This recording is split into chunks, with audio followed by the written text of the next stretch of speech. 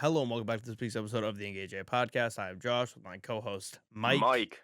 What was that? I don't know what I was doing there. I lost the plot a little bit. I was gonna say that you were once again in E8 base West. I'm in E8 base Yes, North. And we're here for Super Bowl week.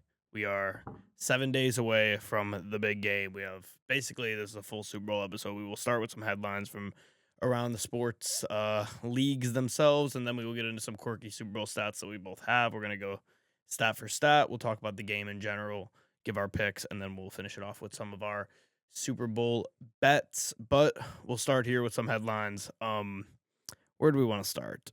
ESPN officially closes the deal with NFL Network, and they're going to have NFL RedZone officially fully committed to ESPN in 2026. Oh, I forgot that was a thing. That's really unfortunate for us as fans. Yep. Maybe this was the last great season. I mean, Scott Hanson on the last episode of RedZone was a little emotional, it seemed. So maybe he knows the end is near. Yeah, that would suck. Imagine they replace him with like Stephen A. Oh my God. Well, Stephen A would be. It would be kind of funny. At least Stephen A would watch the games. That's very true. That's a good point. It would be funny if it was Stephen A. Or like Mad Dog. Yeah, I was about to say Mad Dog. I was literally about to say Mad Dog would be funny as well. But we don't want to lose Scott, obviously. Raiders are hiring Clint Kubiak. Yep, I got that right. I don't know if you got that right too. I don't think so. I think it's a really good hire. Getting him with Mendoza. For sure. Pairing the young quarterback with a great young head coach, and Kubiak's going to get a chance to prove himself in a Super Bowl here, maybe win a Super Bowl and bring a Super Bowl winning culture to Vegas, which is something they need. How would you feel about this if you're a Seattle fan coming to the job the week before the Super Bowl? But I mean, as long as he wins the Super Bowl, it's a good thing. If he loses the game, that would be a little concerning. Well, I don't know really how to do a good transition in this. I was trying to think off the top of my head, but Paul George is suspended 25 games for antidepressants. Yeah, no, this is a ridiculous suspension in my opinion. If you're going to suspend someone for antidepressants, at least like give him an alternate option. I don't even know. I mean, I don't know what the pills are or anything about it, but I just think it's kind of a crazy thing to do. It's not like it's helping him physically get an advantage. Yeah, it's like that. That's something that anybody should be able to do if they want. Yeah. And if you don't, then just don't do it. Like it's not like he's taking PEDs. They're gonna call it PEDs. Unless they considered it emotional PEDs. Emotional PEDs is insane. Actually, now I think about it, that's low key what it is. It is. It's emotional PEDs. It's exactly what it is. Mental I guess PEDs. You can't help your emotional, so unfortunate. NBC is beginning its new NBA era with the debut of Sunday Night Basketball. Is that now becoming a thing with football over? Oh, it could be, yeah. I was like, hasn't NBC been doing basketball for a while? But they have been, but I think Sunday night is what they're gonna do now. Now that they obviously have, they have the Super Bowl, but after the Super Bowl, football will be over. NBC does have the Super Bowl, so big week for NBC. Some college basketball stuff. Michigan beats Nebraska. Nebraska gets their first loss of the season, and obviously Michigan had a good week. Yeah, they did, yeah. Michigan had a good week. I mean, they beat Nebraska's I wasn't going to try to do that, actually. Like, that was not the motive here. I meant to just talk about the Nebraska game, but... I mean, that wasn't even their biggest game of the week, but yeah. They beat Nebraska without their two best players, Mast and Flagler, and then they went and beat Michigan State in a game where they just dominated the first half and struggled in the second half, but pulled away late. Michigan's a good basketball team. It's going to be fun to watch this Big Ten race between pretty much Michigan State, Illinois, Nebraska, and Michigan. And Michigan, yeah. And Penn State. And then Purdue trying to stay in, but Purdue is really starting to tread water. So yeah, Purdue is not been great. And as we're recording, Illinois and Nebraska are in a game. So yeah, they started at 3, right? Yeah. What else we got? Not a ton else. Arizona's 22-0 now. Very good. Very, very, very good. Very good. And staying in the Big 12, we had the number 1 pick and the number 2 pick playing against each other this week. Darrion Peterson and AJ Demanstra. Peterson was a dog in the first half. He had like 17 points in the first half and then didn't play in the second half. Kansas still won the game. Demanstra was quiet, struggled a little bit. It's looking like it's going to be Darrion Peterson 1 if he wants to play basketball. Yeah, that's the big thing is if he wants to play basketball. He's been like load managing all season now. I think he had 18 points on 6 for 8 shooting to finish the game. He was very, very good at a very mean poster. He was looking at Demanstra, wanted Demanstra guarding him, and was just choosing what he wanted to do. I think he should be the number 1 pick. I think he's the most talented. I like Debansta a lot. A lot of people are starting to compare him a little bit to Ace Bailey, but Who, Debansta? yeah, I still think Debansta's. He's better. He's bigger. Yeah, I think he's a little bit better, but I like both of them. But I think Peterson's better. And there a lot of people are comparing Peterson to Kyrie. That he's just genuinely so good at basketball that he just makes everybody else at this level just not look good. And Yeah. I mean, in high school, he put up like 44 points on Debansta and was calling him out all game. So I thought he put up 60 in that game. It might have been 60. I know it was a lot. Yeah, he dogged him. He's scary. Yeah, if he wants to play basketball, we'll see what team gets him. I'm gonna give it just a quick look. NBA draft lottery just to see who the number 1 pick would be right now. Sacramento. I mean, it doesn't matter. It all comes down to whoever I'm gives trying to, Adam Silver what he wants. right, but like we can look of the teams that are like who in this group. And what were the odds of the Mavericks last year though? 1.8%. So if we go by that logic, the top 12 all have chances. The teams would be Sacramento, Atlanta, Washington, Indiana, Brooklyn, Utah, Memphis, Dallas again, Milwaukee. That's I mean, with more picks potentially on top of that. Giannis trade coming. Could we see another? Thank goodness the Clippers have turned it around here late in the season. Ever since they decided to drop Chris Paul, yes, they have they turned it around. And what's his name? Sam Presti was at the game yesterday, scouting. Really? That greedy little man. Fuck him. Greedy little fella. Him. Sacramento, though, we can talk about them really quickly. They are first in the draft lottery. Yeah. They did make a big trade, which, I mean, I guess you could say big trade.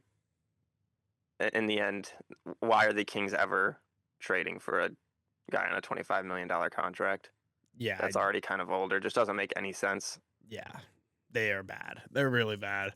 And I don't see a world where they get a number 1 or 2 pick and get one of the two guys. Yeah, I don't think Silver can let one of those top 2 talents go there. Maybe they can get Cam Boozer, but even and that's the funny thing is Cam Boozer's so good too. Like he would be probably a number 1 pick in a lot of drafts, but this is just it's a loaded top 3. Here. Yeah. And when you're looking at these teams here, there's not many of these teams that I could see like where they would rig it for, unless like unless the Giannis trade ends up being for like 1 pick. Like the Luka trade. I think Indiana they could rig it for still. I think Indiana's yeah. Just after last season with Halliburton, they're a good team. They do get Washington's a a solid team, honestly. They're 12-35, not good, but I think they have a lot of talent. They're a solid team. They're 12-35. They have talent. They do. They definitely have talent. And then the Hornets, they're sitting at 10, but they have obviously some. I mean, they've gotten hope forever by the lottery though, so I don't see them getting the boost. Dallas though, the Bulls even. Grok said that the Bulls were gonna get Darren Peterson. That was the next jersey he's gonna wear. So. And Grok's never been wrong. Yeah, I can't remember a time I've ever seen Grok wrong. Okay, let's move into our fact for fact here, or stat for stat. You want to start? I have a lot to pick from here. I have a couple fun facts, a couple just interesting one. Patriots legend Mike Vrabel, he obviously played for the Patriots and now he's coaching them. If they were to win the Super Bowl, would be the second person ever to reach. Well, he's already the second person ever to reach a Super Bowl as a player and a head coach with the same franchise. Do you want to know who the other player is that played and made a Super Bowl with the same franchise as a coach? Is it a name that I could get? Honestly, I didn't really know he played football, so probably not. You know the name. And if you want a really good hint, I can give you a really good hint. No, it's the head coach of the offensive coordinator of the Seahawks' dad. Oh, fucking what's his first name? Not Clint's the son. What the fuck is his first name?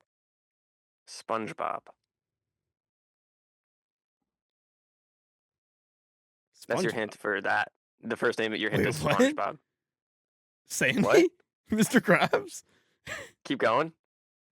Squidward? Patrick? Keep going. Think of a cat. Gary Kubiak. It's not a cat. I can't believe it took you that long. I mean, it was an animal. It's a snail. But yeah. But Gary Kubiak is the other coach to be a head coach and a player for the same franchise and make a Super Bowl. It's interesting. It's a good stat. I know. Once I saw that, I was like, wow, that's I'll Good counter for the family. I'll counter that with the National Chicken Council has projected Americans will eat about 1.48 billion chicken wings over Super Bowl weekend. Wow. It's a lot of chicken wings. That's a lot of chicken wings. We have that many chickens. I mean, there's 2 wings per, right? Yeah, that's fair.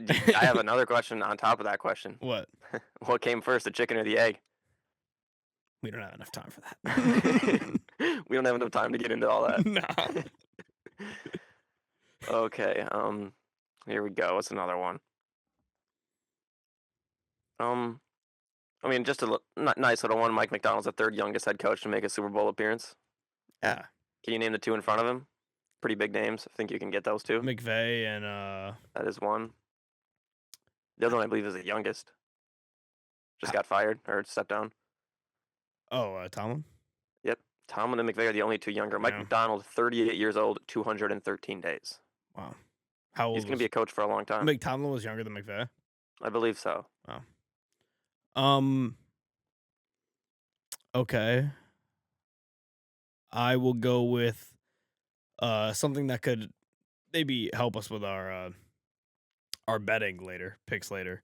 Out of the last 11 Super Bowls, the coin toss winner has lost 9 of the 11 last straight? 11. 9 of the last 11. Oh, wow. So I was about to bet the Seahawks to win the coin toss. Gonna have to chop that one off the block. Yep. Well, they could That's make unfortunate. it 9 of 12. Yeah, can only hope. I mean, they've already defied the odds all year. This is both teams have though. The first Super Bowl matchup since 1981 between teams who had preseason Super Bowl odds of 50-1 or longer. Wow. So this is like the least likely Super Bowl in how many years? 1981. Jesus. That is long time. It's been a while. That's a long time. That's before we were born. Way before. What else do we got here? This one's kind of a dual stat, so I'll say them both. The shortest Super Bowl national anthem of all time was in 1987. Neil Diamond finished it in 1 minute and 2 seconds. Wow. So he was flying. The longest was Alicia Keys in 2013. It took her 2 minutes and 35 seconds.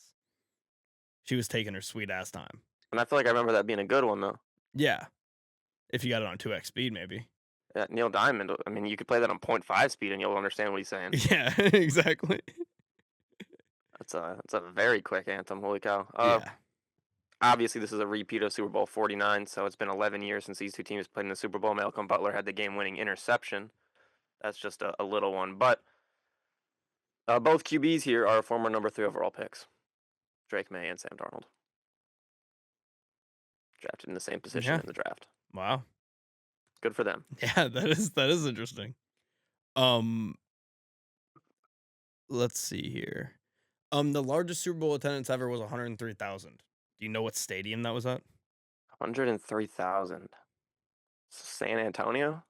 Mm-mm. It's out west. Shake it. Big ass stadium out west. I can't think of what's. Holds a really big game every January. The Rose Bowl? Yeah. I didn't think the Rose Bowl was that big. Dang. 103,000 people. I mean, they were probably shoving 2 to a seat. Well, it's all like benches. I'm pretty sure there. Yeah, exactly. So you could squeeze people in. Yeah, you just squeeze people in. First come, first serve.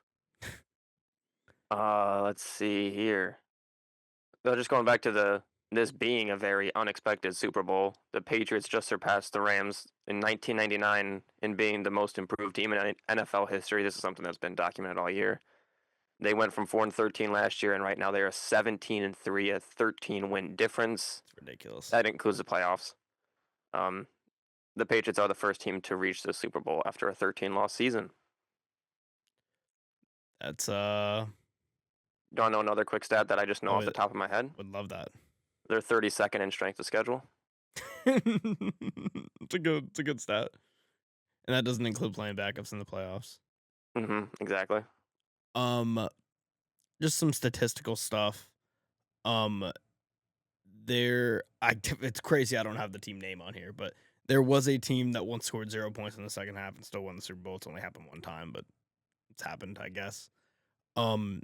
The fastest score in Super Bowl history was a safety 12 seconds into the game. Peyton. Yeah.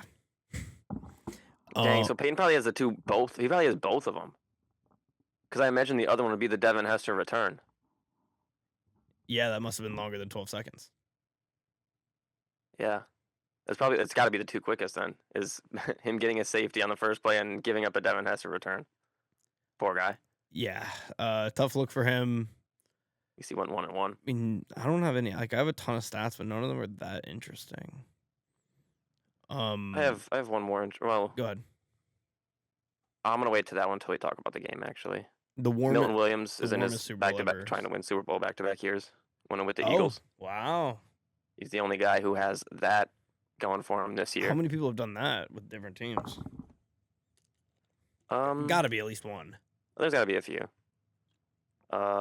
Drake Maye is the second youngest starting quarterback to ever start in a Super Bowl. The only one who was younger was Dan Marino, who never got a chance at another Super Bowl. So hopefully, actually, I don't care, but you never know. You might only have one chance, Drake Maye. And Josh McDaniels is going for his 7th Super Bowl ring, and Vrabel is going for his 4th if the Patriots were to win. 4th, 3 as a player, 2 as, or 1 would be 1 as a Yes, 3 as a player, 1 as a head coach, and McDaniels, I believe, are all as a head coach or a coach. Do you know how much it costs for a 30-second Super Bowl ad? $39 million. Oh, actually, way less, $7 million. Oh wow! So we could probably we can get our funds together. What, did you see the Pepsi commercial yet? Mm-mm. Any opinions? Oh, well, you haven't seen it, so. Nah, I got actually a ton of opinions on it though. It was interesting. I'm happy though they didn't use AI, which their rival Coca-Cola has used AI to make their commercials. What is the Pepsi one? You want to give your thoughts on it? You obviously have thoughts. I thought it was, the first time I watched it, I was like kind of pissed, like, damn, that's Coca-Cola's thing. But then I saw that Coca-Cola use their commercial making AI, and what did they do? CGI. You want to explain it? You obviously know about the Coca-Cola bear, right? The polar bear of course. Drinks Coca-Cola. Well, the polar bear was doing a blind ranking of Pepsi and Coca-Cola, and he picked Pepsi, and he was pissed about it. It's kind of good. And then in the end, he finds a lady polar bear, and they drink Pepsi together. And they do the Coldplay concert thing where they're like cheating. Oh yeah. And they were drinking Pepsi. Oh wow. You know what? Actually, I'm on Pepsi's side. Shout out Pepsi. Yeah, it's actually I was about to say this actually sounds like a decent commercial. It was a good commercial. But I do think the polar bear nostalgia with Coca-Cola is a pretty good thing. But I'm fine with Pepsi stealing it. That's cool. Yeah. I have one that's kind of like a personal stat. Last year's Super Bowl halftime had a peak of 133.5 million viewers. Streets are saying that 133.4 million of them tuned out because of certain reasons and propaganda that was being spread on the screen. But as a Drake fan, you're saying that, yeah? No, that's what I have. No, you're saying it's that written here. It's written here. Can you when this goes up? Can you put it up on the screen and prove it? Yeah, it's right there. Yeah, and a lot of people were saying like they didn't like what Serena Williams was doing due to what happened. Never mind. Okay. You can support Drake on this. No, this has nothing to do with Drake. This is me listing Super Bowl stats. Okay. See, this is what I'm saying. You guys always want to bring Drake and everything. Sure. All right. Sure. It's Super Bowl time. Actually, it's Pro Bowl time. Oh crap. Jesus. In a couple hours. Tuesday. What? I thought it was on Tuesday. Oh, it is. What the fuck? Yeah, the Pro Bowl's on Tuesday. Why? They moved it. I don't know. They thought it would be better, I guess. All right. I guess maybe they didn't want to compete with the Grammys or something. Yeah, we did get another new Pro Bowler though on top of Shadur. Did you see that? I did not. Joe Flacco. Really? Joe Flacco and Shadur Sanders Pro Bowlers. That's crazy. First career Pro Bowl roster for Joe Flacco. That's nuts. If you told us before the season the Browns would have 2 Pro Bowl quarterbacks and they'd win like 3 games or whatever they won, just absurd. Yeah, I mean we've talked about this potential game at length. Where do you sit as we are a week away? I mean, I'm sticking with the Seattle Seahawks. I think they're going to get it done. My only concern, again, is the same concern I had in the AFC Championship, is that if Sam Darnold, if the lights are too bright for him, but he proved me wrong in the NFC Championship, so I believe that he has enough to get it done. He's going up against a team that has given him fits. He's 0-4 against the Patriots. 3 times as the Jets, and this will be his 1 time as the Panthers in 2021. Seeing ghost game. Yep, the Seeing Ghost game. He lost to Brady twice, Cam Newton, and Mac Jones once each time. So it's his first time playing Drake Maye. But I mean, he's a different quarterback. He's in an offense that he's very comfortable in. He has the best receiver in football right now in JSN to throw to. The running game in the playoffs has been very good with Kenneth Walker. Now he's going up against a defense that is good against the run in the Patriots, and we've seen them stuff the run. But I think that they're going to be able to get this done. It's 2 good defense, but the Seahawks defense is significantly better. They are the best defense against the rush at minus 0.206 in EPA versus the rush. They're first, Patriots 16th. They're better in every stat. Defensively still 18 receptions to 10, 47 to 35 in sacks. I trust their defense to kind of shut down Drake Maye, and I think their offense can score the ball. I'm expecting another big game from Nick Manawari just because Tom Brady was giving him some glaze on Saturday Night Live or whatever. Not Saturday Night Live, Jimmy Fallon or something. Jimmy Kimmel, one of them. They're the same person in my opinion, but I like the Seahawks. Yeah, I'm so torn now because like I don't know, maybe I just want to be a contrarian and I'm like if people are this hard picking the Seahawks, like I almost just want to pick the Pats because it's not as big of a gap as people are making it seem. I'm going to take the Pats on the spread. I probably if I like gun on my head, I'd probably take the Seahawks to win the game. But I'm going to take the Pats on the spread. Because I just feel like they're being a little bit overlooked. I know that last game against the Broncos and Jarrett Stidham, they didn't show out as much as you'd like to see them show out. But the Broncos defense is just as good as the Seahawks defense, and that's a fact in the run game and in the pass game. And they get after you just like the Seahawks defense gets after you. And the Patriots obviously struggled against that great defense. And then it's an outdoor game. It's in bad weather. It's cold. It snowed the whole fifth of the game. So I think the Seahawks are going to put up a really good fight in this game. It's going to be good weather in Santa Clara. I don't think the weather is going to be a factor in this game whatsoever, hopefully. And I think we see a Seahawks win by like a game-winning field goal is where I see it. I think we're going to see both teams struggle to run the ball, force to pass it, and probably see a lower scoring game. What is the over-under? 45.5? Kind of like the under there. It is at... I got 45.5 here. That's making me log back in. I'm just going to say it's 45.5. Yeah, let's just rock with 45.5. I think it's under 45.5.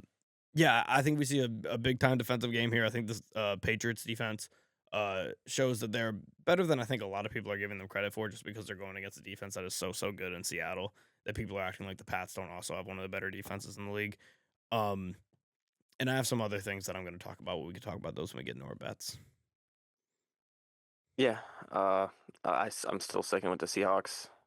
The strength of schedule thing is also there as well. 14th for the Seahawks, 32nd for the Patriots. They do score about the same amount of points per game, 28.4 for the Seahawks, 28.8 for the Pats, and similar in yards per game. Actually, the Patriots do have the edge in yards per game, and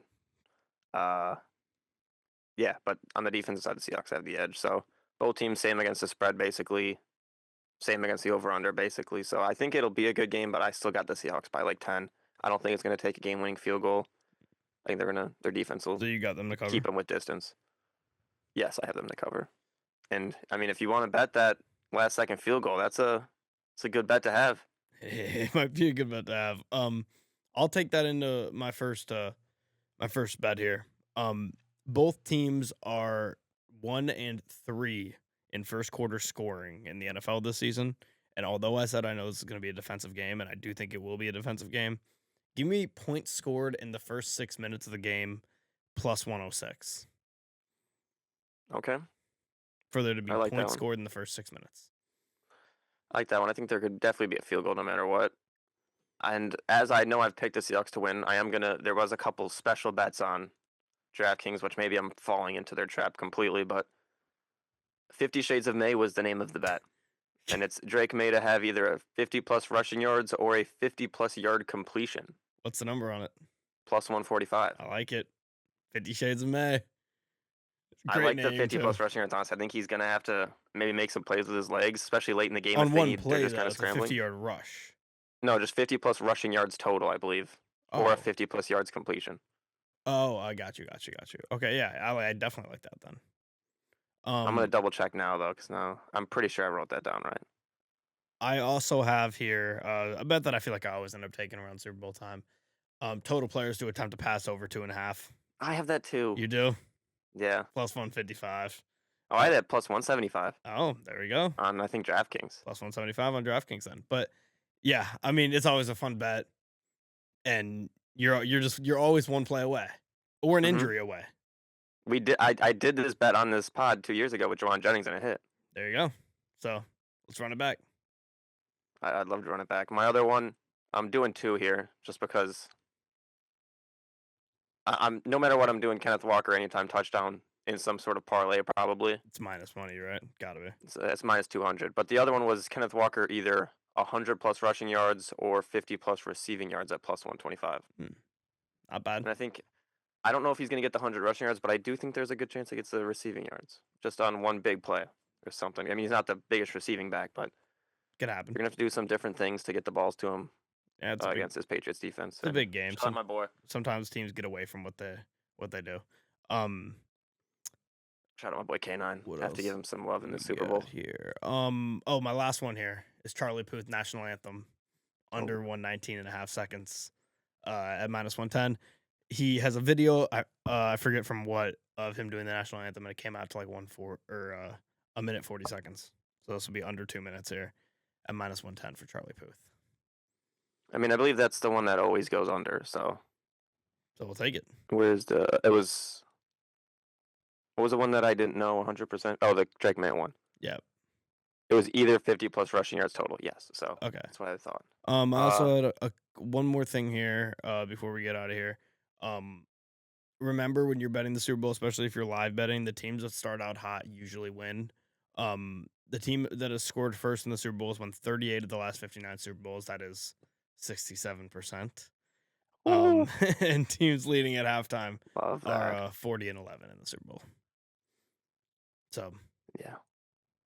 JSN only minus 110 for anytime touchdown. I like that. I like that as well. My fantasy hero. You got anything else for us? I don't think so, but I do have a question for you. Would love it. What is any surprise guest at halftime that you expect to see? Well, Cardi B. You really think so? It's got to be, right? You really think so? Ugh.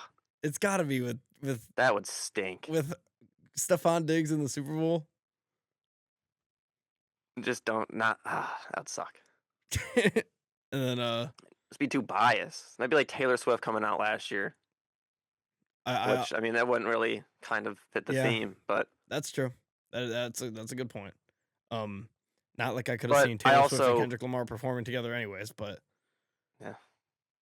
But I mean, Cardi B and Bad Bunny, I like it. It's one of the biggest songs ever. I think it's her biggest song. Yeah, she needed to get carried on that song as well. And then I mean, and if you're doing, I'm doing Super Bowl squares as well. Whatever squares I get, I don't know the number, but I'll be betting on the squares doubling down. Got to. All right. Well, that will be about it for our Super Bowl episode of the Engage 8 podcast. We'll be back next week to recap the Super Bowl, obviously, and talk about any storylines that come out of it. Hopefully, we got some drama and whatnot that we can get into. But if you made it this far, don't forget to hit like and subscribe. Hit all the links in our description for TikTok, Spotify, social media, and all that good stuff. And we'll see everybody in the next one.